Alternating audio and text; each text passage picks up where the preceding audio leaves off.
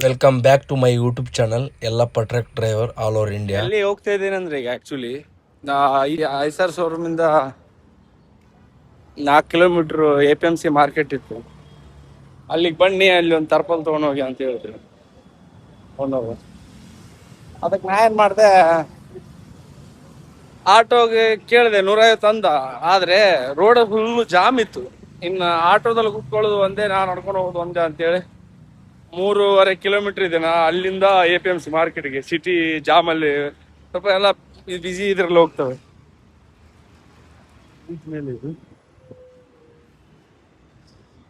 ಹಂಗೆ ನಡ್ಕೊಂಡೆ ಹೋಗ್ತಾ ಇದ್ದೀನಿ. ಗಾಡಿನ ಈಗ ಲೋಕಲಲ್ಲೇ ದುಡಿಸುವ, ಯಾಕಂದ್ರೆ ಹೊರಗಡೆ ಲಾಂಗಿಗೆ ಬಾಡಿಗೆಗಳು ತುಂಬಾ ಕಮ್ಮಿ ಸಿಗ್ತಾ ಇದಾವೆ. ಬಾಡಿಗೆನೇ ಇಲ್ಲ ಹೇಳ್ತಾ ಇದಾರೆ. ಹರಿಯಾಣಕ್ಕೆ ಲೋಡಿದೆ ಮಾಡಿಸ್ತೇನೆ ಅಂತ ಹೇಳಿದ್ರು. ನೋಡಿ, ನಿಮ್ಮ ಇಷ್ಟ. ಯಾಕೆ ಅಂದ್ರೆ ಈ ಗಾಡಿ ಆಕ್ಚುಲಿ ನಿಂತಿರೋ ಗಾಡಿ ಕೆಲಸ ಮಾಡಿಸಿ ಇದನ್ನ ಲೈನಿಗೆ ಬಿಡಬೇಕು. ಆದ್ರೆ ಇವ್ರು ಏನ್ ಮಾಡ್ತಿದಾರೆ ಅಂದ್ರೆ, ನಿಲ್ಸೋಕೆ ಟೈಮ್ ಹಿಡಿಯುತ್ತಲ್ವಾ, ಅದು ಡಬಲ್ ಲಾಸ್ ಆಗುತ್ತೆ. ಒಂದು ಗಾಡಿ ಇಡಕ್ಕೆ ಕೆಲ್ಸಕ್ಕೆ ಅಮೌಂಟ್ ಕೊಡ್ಬೇಕು, ಅದು ಗಾಡಿ ಸುಮ್ಮನೆ ನಿಂತಿರುತ್ತಲ್ಲ, ತಿಂಗಳಿಗೆಲ್ಲ 1,1 ಲಕ್ಷ ಬಾಡಿಗೆ ಲೋನ್ ಇರುತ್ತೆ ಈ ಗಾಡಿಗಳಿಗೆ, ಕೆಲವು ಗಾಡಿಗಳಿಗೆ. ಅಂದ್ರೆ ಇದಕ್ಕೆ ದೊಡ್ಡ ಗಾಡಿಗಳಿಗೆ ಯಾರು ದುಡ್ಡು ಫುಲ್ ಅಮೌಂಟ್ ಕೊಟ್ಟಿರಲ್ಲ. 1 5 ಲಕ್ಷ ಕ್ಯಾಶ್ ಇದ್ರೆ ಸಾಕಾಗ್ಬಿಡುತ್ತೆ. ದೊಡ್ಡ ಗಾಡಿಗೆ ಹೆಸರು ಮೇಲೆ ಬರ್ಸ್ಕೊಳ್ಬಹುದು, ತುಂಬಾ ಈಸಿ. ಏನು ದೊಡ್ಡ ಗಾಡಿ ಅಂದ್ಮೇಲೆ ಅದಕ್ಕೆ 50 ಲಕ್ಷನು ಕೊಟ್ಟಿರ್ಬೇಕಂತ ಏನಿಲ್ಲ. ಯಾಕೆಂದ್ರೆ ಖಾಲಿ 5 ಲಕ್ಷ ಸಾಕು. 5 ಲಕ್ಷ ಇನ್ವೆಸ್ಟ್ ಮಾಡಿ ಗಾಡಿ ಬುಕ್ ಮಾಡ್ಬಿಡ್ತಾರೆ. ಬುಕ್ ಮಾಡ್ತಾರೆ, ಗಾಡಿ ಅವ್ರ ಹೆಸರಲ್ಲಿ ಆಗಿರುತ್ತೆ. ಮತ್ತೆ ಒಂದು 2-3 ಲಕ್ಷ ರನ್ನಿಂಗ್ ಕೈಯಲ್ಲಿ ಕ್ಯಾಶ್ ಇದ್ರೆ ಆಗುತ್ತೆ. ನೋಡಿ, service NH road, service road ಅಲ್ಲಿ ಮನೆಗಳೇ ಹತ್ತಿರ ಇದ್ದಾರೆ. ಅಲ್ಲಿಂದ 100 ಮೀಟರ್, 150 ಮೀಟರ್ ಅಲ್ಲಿ ತನಕ. ಆಕ್ಚುಲಿ ಈಗ ಗಾಡಿ ಏನಾದ್ರು ಲೋಕಲಿ ಕಳಿಸಿಬಿಟ್ರೆ, ಮಂಗಳೂರಲ್ಲಿ ಶಿಪ್ ಬರುತ್ತೆ ಹಾರ್ಬರ್ ಅಲ್ಲಿ. ಗೋಡಂಬಿ ಬೀಜ ಕಾಜು ಲೋಡ್ ಹೊಡ್ಲಿಕ್ಕೆ ಸಿಗ್ಬೋದು. ಆಕ್ಚುಲಿ ಆ ಗಾಡಿ, ಆ ಲೋಕಲ್ ಗಾಡಿಯಲ್ಲಿ ಇದ್ದಿದ್ದು, ನಾ ಬಂದಿದ್ದ ಅಂತೇಳಿ ಲಾಂಗಿ ಕಳಿಸಿದವರು. ಈಗ ವಾಪಸ್ ಗಾಡಿ ಕೆಲಸ ಹೊರಗಡೆ ಬಾಡಿಗೆ ಇಲ್ಲ ಅಂದ್ರೆ ಅಲ್ಲೇ ಲೋಕಲ್ ಕಳಿಸ್ತಾರೆ. ಲೋಕಲ್ಗೆ ಹೋದ್ರೆ ಒಳ್ಳೆ ಪೇಮೆಂಟ್ ಸಿಗುತ್ತೆ, ನಂಗೇನು ಸಮಸ್ಯೆ ಅಲ್ಲ. ನಾನು ಲೈನಿಗೆ ಹೋಗ್ಬೇಕು ಅನ್ಕೊಂಡೆ, ಗಾಡಿ ರೆಡಿ ಮಾಡಿ ಕೊಡ್ತಾರೆ ಅನ್ಕೊಂಡೆ. ಇವ್ರು ಗಾಡಿ ರೆಡಿ ಮಾಡುವಂಗೆ ಕಾಣ್ತಾ ಇಲ್ಲ. कितना वेट भाई? कितना वेट है? कितना है? कितना है? पेड हो गया ना?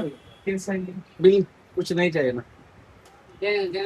ठीक है, पाटो पाटो ಅಂದ್ರೆ ನಾನು ಇದು 15 kg ಇದೆ, ನಡ್ಕೊಂಡೇ ಹೋಗ್ತಾ ಇದ್ದೀನಿ ಈಸಿಯರ್ ಶೋರೂಮ್ ಹತ್ರ.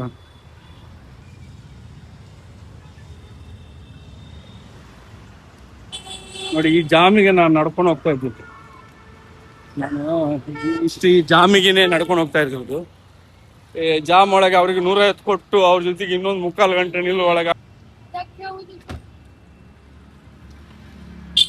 ಅವನು ಆ ಹುಡುಗಿದು ಮೊಬೈಲ್ ತೆಗೆದು ನೆಲಕ್ಕೆ ಹೊಡೆದ. ಯಾಕಂತ ಗೊತ್ತಾಗ್ಲಿಲ್ಲ. ಅವ್ನ ಲವರ್ದು ಮೊಬೈಲ್ ತೆಗೆದು ನೆಲಕ್ಕೆ ಹೊಡೆದ ಆ ಹುಡುಗ. ಶಿಫ್ಟ್ ಕಾರ್ ಮತ್ತೆ ಹೋದ.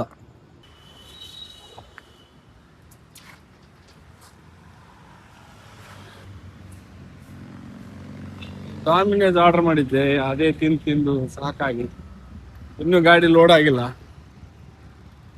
ಇಲ್ಲೇ ಇದೇನು ಪನವೇಲಲ್ಲಿ. ಡಾಮಿನೋಸ್ ಆಫರ್ ಇತ್ತು, ಹಾಗೆ ಆರ್ಡರ್ ಮಾಡಿದ್ದೀನಿ. Paneer pizza, paneer puffs. ನಂಗೆ 2 ರೊಟ್ಟಿ ತಿಂದಂಗಾಯ್ತ ಅಷ್ಟೇ. ಇಲ್ಲಿ ಸ್ವಾಗತ ಅಂತಿತ್ತು. ಆ್ಯಕ್ಚುಲಿ ಓನರ್ ಹೇಳಿದರು ಅದಕ್ಕೆ ಬ್ಲ್ಯಾಕ್ ಪ್ಯಾಂಟು ಪೈಂಟ್ ಹೊಡೀರಿ ಅಂತೇಳಿ. ಯಾಕಂತ ಗೊತ್ತಾಗಲಿಲ್ಲ. ಯಾರಾದರೂ ಕೇಳಿದರೆ ಮಂಗಳೂರಿನವ್ರಿಗೆ ಗಾಡಿ ಮಾರಿದ್ದೀನಿ ಅಂತ ಹೇಳಿ ಆ ಥರ ಹೇಳಿದರು ಓನರು. ಇದು ಗಾಡಿ ಮೇಂಟೈನ್ ಮಾಡೋದು ಹೇಳಿದಷ್ಟು ಸುಲಭ ಇಲ್ಲ ಗಾಯ್ಸ್. ಯಾಕೆ ವಿಷಯ ಹೇಳ್ತಿದ್ದೀನಂದರೆ, ಈ ಗಾಡಿ ತುಂಬ ಕಷ್ಟಪಟ್ಕೊಂಡು ಈ ಗಾಡಿನ ಮೇಂಟೈನ್ ಮಾಡೋಕ್ಕಾಗಲ್ಲ. ಎಲ್ಲ ಗಂಟು ಇರಬೇಕು ಇದಕ್ಕೆ, ಸ್ವಲ್ಪ ಬ್ಯಾಕ್ಗ್ರೌಂಡ್ ಅಂತ ಸ್ವಲ್ಪ ಜಾಸ್ತಿ ಇರಬೇಕು. ಯಾಕೆ ಹೇಳ್ತಿದ್ದೇನೆಂದರೆ, ಇದನ್ನ ಮೇಂಟೆನೆನ್ಸ್ ತುಂಬ ಹೆವಿ ಇರುತ್ತೆ. ಹೇಳಿದ ಸುಲಭ ಇಲ್ಲ ಗಾಡಿ ಮೇಂಟೈನ್ ಅಂದರೆ.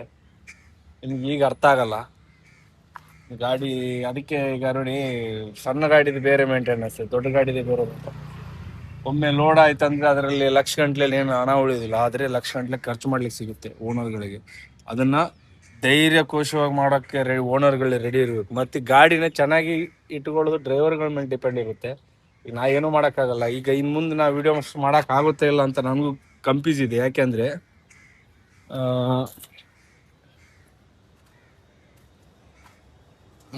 ಯಾಕೆ ಹೇಳ್ತಿದ್ದೇನೆ ಅಂದರೆ, ಅವರು ಗಾಡಿ ಇದು ಲೋಕಲ್ ಗಾಡಿ, ನಾನು ಇದ್ದಿದ್ದಕ್ಕೆ ಇಷ್ಟು ದಿವಸ ಇದು ಲಾಂಗ್ ತಿರುಗಿದ್ದು. ಈಗ ನೋಡಿದರೆ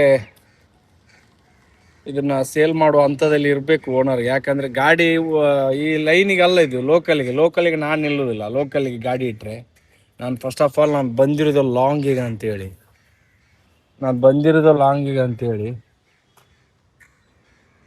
ಕೈ ಎಲ್ಲ ಬ್ಲ್ಯಾಕ್ ಆಯ್ತು. ನಾನು ಬಂದಿರೋದು ಲಾಂಗ್ ಅಂತೇಳಿ. ಈ ಗಾಡಿ ಏನಾದರೂ ಲೋಕಲ್ ರನ್ ಆಗುತ್ತೆ ಅಂದ್ರೆ ಹೇಳ್ಬೇಕಂತೇಳಿ ಅವಶ್ಯಕತೆ ಇಲ್ಲ. ಮತ್ತು ನಾನು 1 ವರ್ಷ ಮನೇಲಿ ಕೂತಿದ್ದು ಯಾಕೆ ಅಂದರೆ, ನಂಗೆ ಗೊತ್ತು ಓನರ್ಗಳು ಸಿಗಲ್ಲ ಅಂತ. ನಾನು ಓನರ್ಗಳ ಹುಡುಕಾಟದಲ್ಲಿ ಇದ್ದವನು. ಫಸ್ಟ್ ಆಫ್ ಆಲ್ ಹೇಳ್ಬೇಕಂದ್ರೆ ಓನರ್ಗಳು ಅಷ್ಟು ಸುಲಭ ಸಿಗಲ್ಲ, ಅದು ನನಗೆ ಗೊತ್ತಿರೋ ವಿಷಯನೇ. ಇದನ್ನು ಏನು ಟೆನ್ಷನ್ ಇಲ್ಲ, ಗಾಡಿ ಕೆಲಸ ಮಾಡ್ಸೋಕ್ಕೆ ರೆಡಿ ಇಲ್ಲ ಅಂತ ಅಂದ್ಕೊಳ್ತೀನಿ ನಾನು. ಯಾಕೆ ಅಂದರೆ ಇದು ಗಾಡಿ ಲೋಕಲ್ ತಿರುಗಾಡೋ ಗಾಡಿ. ಇದಿಷ್ಟು ದಿವಸ ನಾನು ಲಾಂಗ್ ತಿರುಗಾಡಿದ್ದು ಓನರ್ಗಿದೆ ಜಾಸ್ತಿ, ನಾನು ಲಾಂಗ್ ತಿರುಗಾಡಿಸಿದ್ದು ಜಾಸ್ತಿ. ಇನ್ನೂ ಲಾಂಗ್ ತಿರುಗಬೇಕು, ಈ ಥರದ ಗಾಡಿಯಲ್ಲಿ ತಿರುಗಬೇಕು ಅಂತ ಇದ್ದರೆ ಲಾಸ್ ಆಗಕ್ಕೆ ರೆಡಿ ಇರಬೇಕು ಓನರ್ಗಳು. ಅದು ಓನರ್ಗಳಿಗೂ ಗೊತ್ತು, ಡ್ರೈವರ್ಗಳಿಗೂ ಮ್ಯಾಟ್ರ್ ಗೊತ್ತಿರುತ್ತೆ ಏನು ವಿಷಯ ಅಂತೇಳಿ. ಹಂಗೆ ಈ ವಿಡಿಯೋ ಏನು ಲೋಕಲ್ ಈಗ ಒಳ್ಳೆ ಸೀಸನ್ ಇದೆ ಇಲ್ಲಿ. ಅಂದರೆ ಮಂಗಳೂರು ಹಾರ್ಬರಲ್ಲಿ ಕಾಜು ಲೋಡ್ ಹೊಡಿತೈತಿ ಗಾಡಿ. ಈಗ ಅಲ್ಲಿಗೆ ಕಳಿಸೋ ಅವಶ್ಯಕತೆ ಇದೆ ಅನಿಸುತ್ತೆ. ನೋಡ್ತೀನಿ, ಆದ್ರೆ ಲೋಕಲ್ ಮಾಡ್ತೀನಿ, ಇಲ್ಲ ಆದರೆ ಗಾಡಿ ಬಿಟ್ಟು ಯಾವ್ದಾದ್ರು ಗಾಡಿ ಹುಡುಕ್ತೀನಿ. ನನಗೆ ಲೈನಿಗೆ ಹೋಗೋ ಯಾವುದಾದ್ರು ಕಂಡೀಷನಲ್ಲಿ ಗಾಡಿ ಸಿಗ್ಬೇಕಂತೇಳಿ ಕಾಯ್ತಾ ಇದೆ ನಾನು. ಸುಲಭ ಯಾವ ಗಾಡಿಗಳು ಸಿಗಲ್ಲ, ಓನರ್ಗಳು ಸಿಗಲ್ಲ. ಗಾಡಿಗಳು ಬೇಕಾದಷ್ಟು ಮತ್ತು ಕಂಪ್ನಿ ವೆಹಿಕಲನ್ನು ನಾನು ಲೈಕ್ ಮಾಡಲ್ಲ. ಕಂಪ್ನಿ ಅಂದ್ರೆ ಲೈಕ್ ಮಾಡಂಗೆ ಪ್ರೈವೇಟ್ ಓನರ್ಗಳು ಬೇಕಂತ ಕೂತ್ಕೊಂಡ ನಾನು. ಯಾಕಂದರೆ ಕಂಪನಿಗೂ ಪ್ರೈವೇಟ್ಗೂ ತುಂಬ ವ್ಯತ್ಯಾಸ ಇದೆ. ನಾನು ಗೌರ್ಮೆಂಟ್ ಜಾಬನ್ನೇ ನಾನು ಬೇಡ ಅಂತ ತಿರಸ್ಕರಿಸಿದವನು. ಅಂಥದ್ರಲ್ಲಿ ಕಂಪನಿಗಳನ್ನೆಲ್ಲ ಲೈಕ್ ಮಾಡಲ್ಲ. ಏನೋ ಬದುಕಕ್ಕೆ ಅಂತೇಳಿ 1 ತಿಂಗಳು 2 ತಿಂಗಳು ಅದು ಬೇರೆ ಆಗುತ್ತೆ. ಜೀವನ ಪೂರ್ತಿ ನನಗೆ ಕಂಪನಿ ಅವರಿಗೆ ಟೈಮ್ ಕೊಡೋಕ್ಕೆ ಇಷ್ಟ ಇಲ್ಲ. ನಾನು ಹೇಗಾದರೂ ಹೊರಗಡೆ ಮಾಡೋಕ್ಕೆ ಟ್ರೈ ಮಾಡ್ತೀನಿ. ಒಂದೇ ಥರ ಇರಲ್ಲ ಅಂತಲೂ ಟೈಮ್ ಗೊತ್ತು. ಅಲ್ಲಿ ಗಾಡಿ ಲೋಡ್ ಮಾಡಿಸ್ಲಿಕ್ಕೆ ಅಲ್ಲೇ ವಾಪಸ್ ಆಂಧೇರ್ ಕಡೆನೇ ಕಳಿಸಿದ್ರು, ಬೀಚ್ ಸೈಡ್. ಈಗ ಡೀಸೆಲ್ ಹಾಕ್ಸಕ್ಕೆ ಬಂದಿದ್ವಿ, ಒಂದು 5,000 ಅಕೌಂಟಿಗೆ ಹಾಕಿದ್ದಾರೆ. ಟರ್ಪಲ್ ಕೆಳಗೆ ಹಾಕು, ಟರ್ಪಲ್ ಅಲ್ಲೇ ಒಳಗೆ ಇಟ್ಕೊಂಡ್ಬಿಟ್ಟಿದ್ದೀನಿ. ಇನ್ನು ಮಳೆ ಗಿಳೆ ಬಂತಂದ್ರೆ ಇನ್ನು ಯಾರು ಹೋಯ್ಕೊಂಡು ಕೂತ್ಕೋತಾರೆ, ಹಂಗೆ ಸಮಸ್ಯೆ.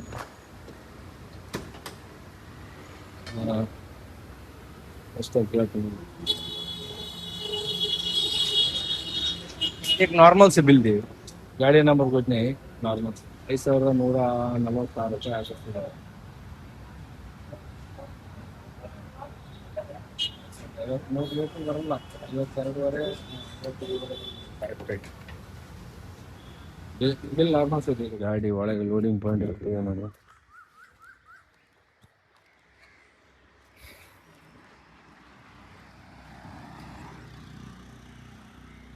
ಟರ್ಪಲ್ ಅಲ್ಲ, ನೆಲಕ್ಕೆ ಟರ್ಪಲ್ ಹಾಕಿದೆ. ಸರಿ, 10 ರೂಪಾಯಿ ಇದೆ.